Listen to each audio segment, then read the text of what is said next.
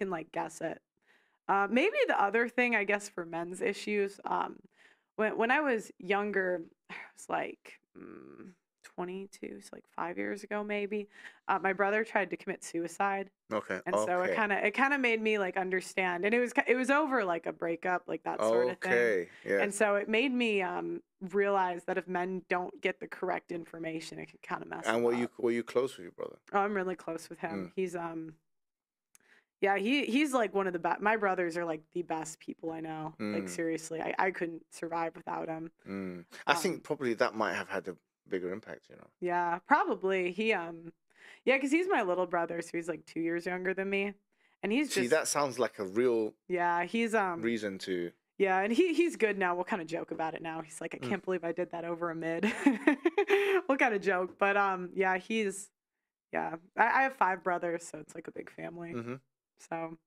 Yeah, no, it's And doing this stuff kind of made me understand because I didn't understand why he did that. I was like, what is wrong with you? Like over a chick? Like what is, and then it kind of made me understand it like more what he went through. Did you want to not save, but did you want to help men like your brother? Is that maybe one of the reasons you get started? Because you realize that he was in a certain Hmm. fragile state, and you wanted other men who were in that same position not Hmm. to go through what he went through. Yeah, no, seriously, because I don't know, that was really hard to like watch, to be honest. Yes. But he's like better now, so I don't try to make it like a big thing. Yeah. But back then, yeah. Mm. No, no, no. It's good that you told me that because I always try to understand where everyone's coming from. Like everyone's Hmm. got motivation. Hmm. It's better to like for me to understand where you're coming from, Hmm. like throughout this conversation and Hmm. beyond, and for the public to understand. I think this stuff is important Hmm. because people will make if you don't give them something, they'll make the assumption. Do you know what Yeah, I mean? like my trauma or Yeah. something. Yeah. Yeah. But in a way, that was traumatic for you, wasn't it? Um, yeah, but I was more mad than I was like, I guess I was like, what the hell? Like, why would you do that? Yeah. But, um, It was a calamity for you. yeah, well, I don't know what that means, but It was a big tragic event. yeah, It, yeah, at it the put you time. through emotional turmoil. Yeah, yeah, I guess at the time. Mm. So, No, no, no, for sure. I understand. So I think you mentioned Islam, hmm and you said I don't know whether I'm be a Muslim or not. Um, are you a Christian or what's I'm a your? Catholic. Okay, So, yeah. but I'm not a real Catholic, I think, Mm-hmm. because every time I say I'm Catholic, Mm. everybody says I'm not real. Mm. So I guess I'm a fake Catholic. I don't know.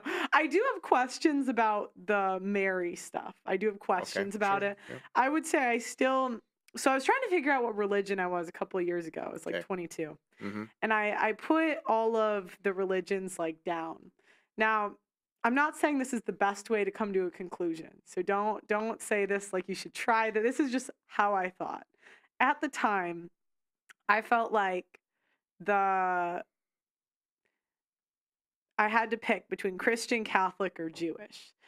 Islam, I felt like was too different, I just was like I couldn't see myself. And it seemed like at the time there was a lot of like Muslim like I would say it's probably propaganda in hindsight. So I thought maybe like it seems like people are leaving those countries. So maybe like if I was God, I would make countries that followed God like do better. Mm. That's how I thought. Then I had learned about Jewish people, Mm. and honestly, the things that you had to do to join that religion, I was like, I just don't want it that bad. I don't. And then I was Christian or Catholic, and I picked Catholic because I noticed how woke all the Christians were, and I felt like with no structure, like the idea of people reading the Bible and coming to their own conclusions, it sounds nice, but I'd seen it in practice. And like I'd been in a church that was Christian and it was like they were pushing the BLM stuff, and I was like, what is up with all these Christian churches hanging gay flags? And I attributed that to them reading the Bible and deciding for themselves. Mm. Does that make sense? Yeah. So Catholics seem to make the most sense to me. The one thing, and this is why I say I guess I'm not a real Catholic because I ask questions. Mm. Um, it confuses me, or I noticed a pattern where people tend to elevate women above where they are. So like we kneel to women in proposals. And they used to do that with kings. They used to kneel to kings, and then women came in and said, "Give kneel to me," and then all the guys did it. And simps. And I wonder sometimes if Catholics did the same thing with Mary. Of course. I don't know. I don't know, and that's why I don't. Mother of God. I'm right? not a scholar, so Yeah. don't please. All the Catholics get so mad at me. Yeah. Catholics still makes more sense to me than the Christians because I go to the Christian churches, and there's all this woke stuff. I mean, I went to one and they're like, he's like on the floor, like shouting. I'm like, what are you? No offense, blessing. It's just that's weird to me. I'm like, what are you doing? You know? So I like the like structure of the Catholic Mass. I like that it's been like the same over time. I question the Mary stuff a little bit, but I wouldn't say I'm like a super overly religious. That makes sense. I think, look, religion is a way that you consider yourself when you die, right? You're going to have some kind of a log that you hold on to when you die, right? So religion is like the log that you hold on to in a sea or an ocean after you die, and you want the right one to keep you afloat. Okay, you're not looking when you're looking at religion. You shouldn't be looking at that which is going to serve your interests. It's like religion is not a butler; like it's here to help you and serve you in that way. When someone is looking for religion, effectively, what they're trying to do is look for truth. And sometimes the truth can be something which people don't like. And so the first thing I would, not just for you, but for anybody who's looking for truth, it doesn't matter how different or similar that truth looks, or how weird or strange or it may appear. If the truth is coming from a particular direction, and it is the truth, then if one is sincere, then they'll follow the truth. Now, Islam, look, if you look at Catholicism is Christianity. Obviously, Christianity is broken into different sects, and Catholicism and Protestantism are the two major sects. The third one being Orthodox Christianity, yeah, I was about right? to say. Orthodox, like the only other one, I think really hasn't gone off the rails. It's probably more so than Catholicism, by the way. Oh yeah, I would definitely. agree. They're like a little bit more strict, I guess. Well, I mean, once again, this is my observation as a Muslim. I think that Orthodox Christians, whether they're Orientalist or Oriental Orthodox, like in Egypt, where I'm originally from, they have Oriental Orthodox Church, whether they're Greek Orthodox or whether they're Russian Orthodox or whatever kind of Orthodox, Ethiopian Orthodox, all the above, they focus heavily on the basically how the church fathers done things and how. So tradition is a big part of their religion, more so I would say than Catholicism. Although Catholicism does obviously believe in that as well. And well, we changed a bunch of stuff, and I found this out the other day. We changed a bunch of stuff in the 70s. Yeah. Oh, I figured you would know. You seem like the scholar, so I was like, you probably know more than me. In the 70s, I mean, I don't know exactly what you're talking about, Catholicism. Yeah, they changed. They used to not let women be altar servers. Oh, they sure. That. They changed. I guess it used to always be Latin Mass, and I guess they switched that. I think that was way before, but I mean, the thing is, there's a few things. Like one of the major ones is the theory of evolution. That's you've had different opinions on that. Obviously, what the Pope says is from God in Catholicism, but obviously he has to say it in his magisterium. He can't just say it walking around. So that's one thing. You'll find that many things that Catholics believed in the past, they don't no longer believe. For example, there was a big controversy in the 4th century with Augustine because he believed that a child that hadn't been baptized, a baby that hadn't been baptized, would go to hell. And this was the Catholic belief up until quite recently, and then they changed that as well. So there is good evidence of a change in verdicts and pronouncements and stuff like that in Catholic faith.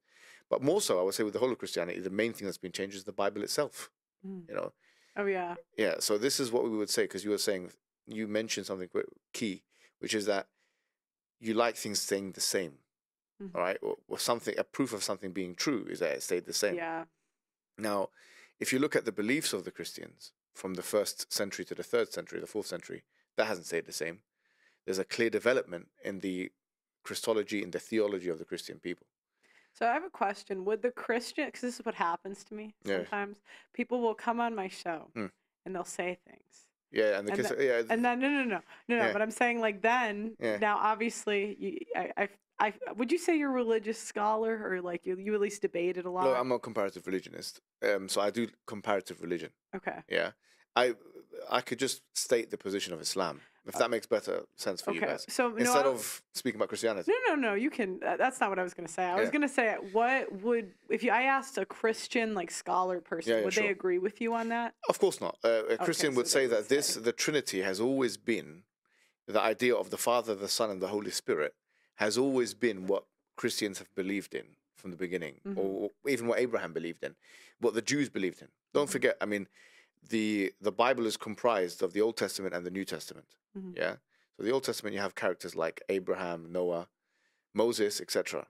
They came before Jesus. And so the question is, what did they believe? Did they believe in 3 and 1 and 1 and 3? A Christian may say, yes, actually, they did believe in that, even though they didn't spell it out in any elaborative detail in the Old Testament. They'll say, yes, they did believe that. We will say, where's the evidence for this? That's how the conversation would go. Where's the evidence for this?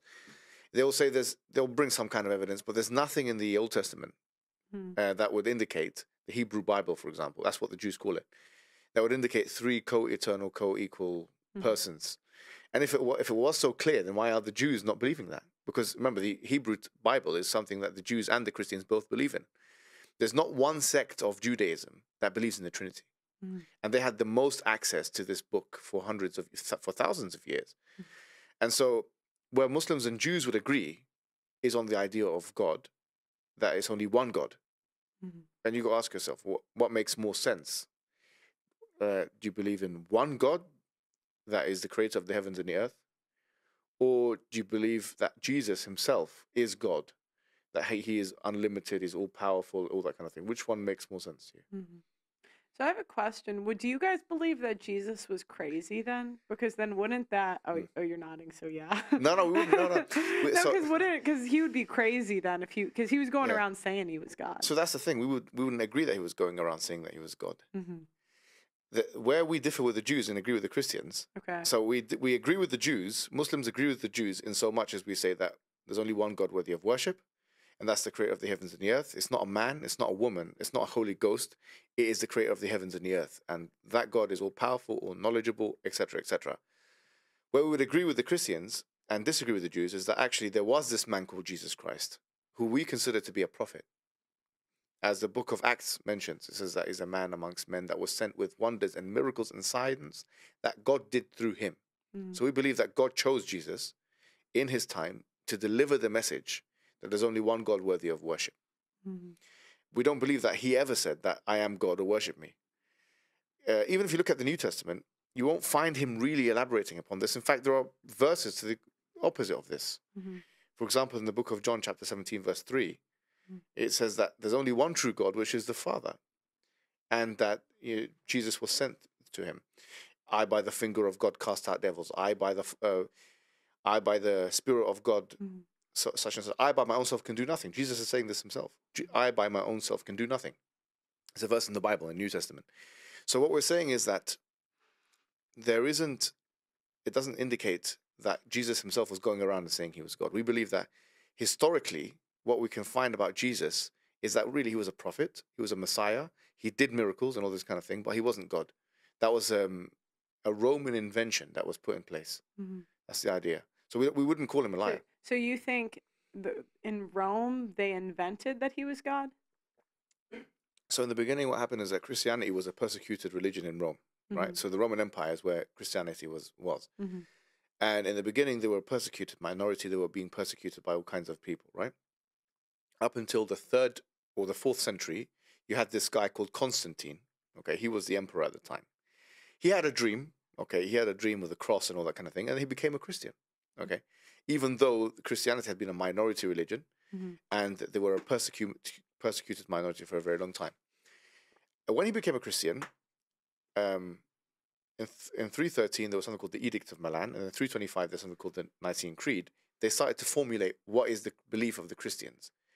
325, they said it was, you have the Father, the Son, and the Holy Spirit. This idea of the Father, the Son, and the Holy Spirit came out. Oh, and then you guys had the same text and it didn't change, right? So we believe. I think I've heard Sneeko say that, right? Yeah. So the Quran, look, so to finish the story on this, right? We believe that Christianity had been interpolated, people have come in and changed the original beliefs of Jesus. So, for example, you had a group called the Ebionites, and you can Google them, and it's open, historical information. Mm-hmm. Okay, the Ebionites were a first-century Christian group who did not believe that Jesus was God, but they believed that he was the Messiah. So they had very similar, much more similar beliefs to Muslims than Christians do today. Christians believe the Father is equal to the Son is equal to the Holy Spirit. All three persons are God. But there's not three gods, but one God. We would say that's a contradiction. You see, how can you have three and one at the same time? It doesn't make sense.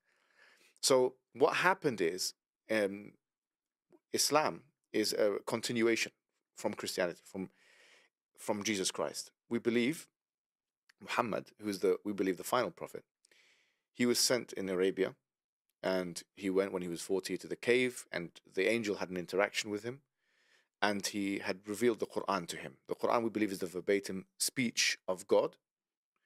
And in that verbatim speech of God, there are prohibitions, there are allowances, what to do, what not to do, etc., etc., etc. We also believe that this text, and there's good evidence to show that it's been preserved for the whole time. Nothing has been changed of it, unlike the Bible.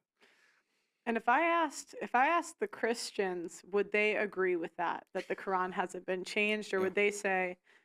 Because often what I find is both groups say the other is lying. Yeah. And very much. Well, it depends on what Christian you ask. If you ask a fair-minded Christian who's a scholar and academic, they may say, yes, we agree with the Muslim notion that the Quran has not been changed. But if you ask a polemic or an apologist for Christianity, he'll say, no, the Quran has been changed just like the Bible. But they wouldn't deny that the Bible has been changed. So there are, for example, great scholars of Christianity like Bruce Metzger, who's come out and wrote a book about how the Bible has been changed. So that's one thing. The other thing is, so we've got the idea of God, and you've got to ask yourself an honest question. Which one makes more sense? Let me ask you, in fact, which one makes more sense? The idea of three persons, co-equal, co-eternal, or the idea of one God? If we're being honest about this. One God or three persons? Well, I guess the way they taught it to me was that it's like, they're gonna roast me because I know I'm not gonna explain it right. But no, don't worry about it. It's like three in one. So it's sure. It's still one God, but it's just like it's like three in one. Yeah, I know, but you got the Father. Yeah, the Father. You got the Son, Holy Spirit, and you got the Holy Spirit. The Father is God, the Son is God, the Holy Spirit is God. But how many gods are there? One. Yeah, I would say one. But does that make sense to you? Kinda. Kinda. So if I add a fourth and say no, and also the disciples, for example. When do I stop? Yeah, I could see how it would be confusing. It's very confusing. Yeah. You see what I mean? Yeah. So when for example, if you're very sad, if you're in a traumatic situation, or if you're desperate, who do you call out to? God. Right? Which one? I mean, do you call out to the Father, the Son, the Holy Spirit, or all three at the same time? I would just say God. Exactly. Yeah. And that's what we would say. There are verses in the Quran that say that when the people are in the sea and they're about to be capsized and so on, they will call out to God in all earnestness and sincerity. But when they come back to the shore, then you'll see them ascribing partners with God. See, God doesn't want you to ascribe partners with him. It's in the first 10 commandments, right? God wants you to just worship him alone. You see, that's what Jews have said all over the time. That's what, in the first 10 commandments you'll find in the Old Testament, etc. So that's the first thing. I'll leave it with you. I mean, this seems to be the first question, because that's one of the major differences between Islam and Christianity. The idea of God, that is one of the major. The second major difference is the prophethood of Prophet Muhammad. So is he a true prophet or not? That's the question. Because if he's a true prophet, then clearly what he's saying comes from God. If he's not a true prophet, then it's not. Then it's just a man-made text, man from the 7th century, etc., etc. But if we owe it to ourselves to explore the issue. So, for example, we would find that the Prophet Muhammad had a pure track record. No one considered him to be a liar. No one considered him in his community to be a liar at all. They all knew him very well. He came when he was 40 years old, after living a full life amongst them, and told them that he was a prophet. And he didn't just say that frivolously. He provided evidences. So the kind of evidences that we have as Muslims, for example, is, number one, the preservation. Yes, the fact that the Quran does not have any contradictions in it. That's an important thing. The theology, of course, of Islam, but also there are a range of other things. For example, the predictions of Islam. So Islam makes a series of predictions about the future, about how life will be in the future. Let me give you ones that are pertinent to your work. There are predictions in Islam that say that women are going to join the workforce with men. Oh, no way. Yeah. In the future, there's a woman will join the workforce with men. This is one prediction. Another thing you've spoken about, which is mentioned in the prediction of that prophet, is that there will come a time where people will engage in promiscuity, sexual intercourse outside of the marital structure, to such an extent where there will be an advent of sexually transmitted diseases. So STDs will come about as a result of this degenerative behavior that people in the future are going to do. So I guess my question, because, I'm a believer of people are people.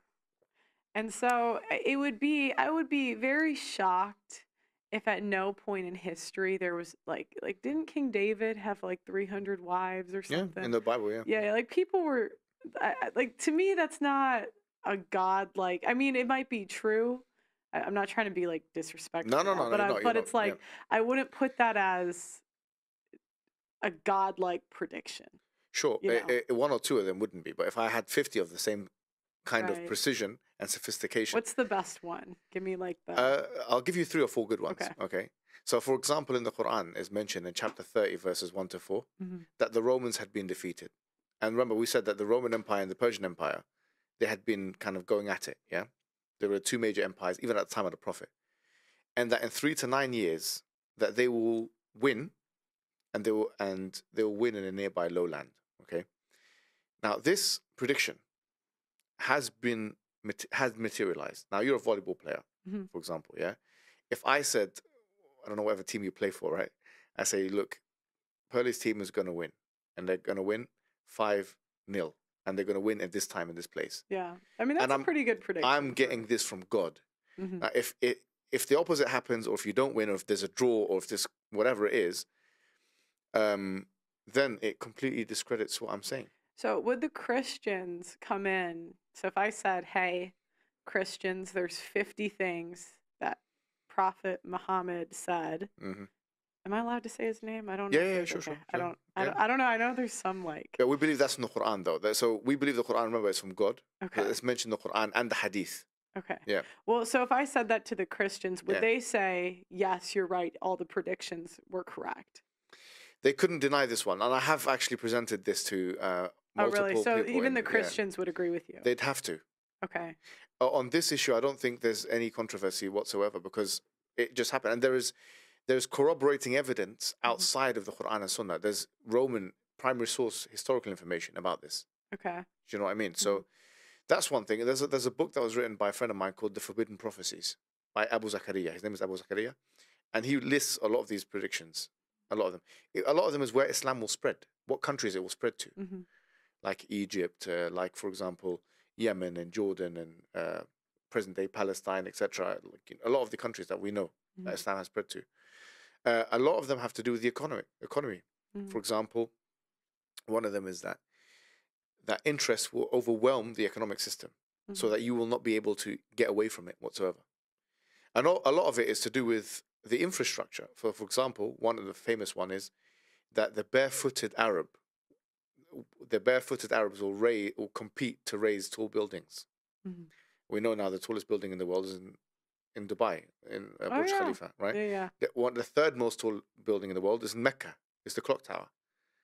You know, so they're competing with each other now to exactly that. Someone could say it's a self-fulfilling prophecy, but it couldn't be a self-fulfilling prophecy if the economic situation wasn't there. If they didn't have money to do that, you needed to have a certain amount of GDP to do that.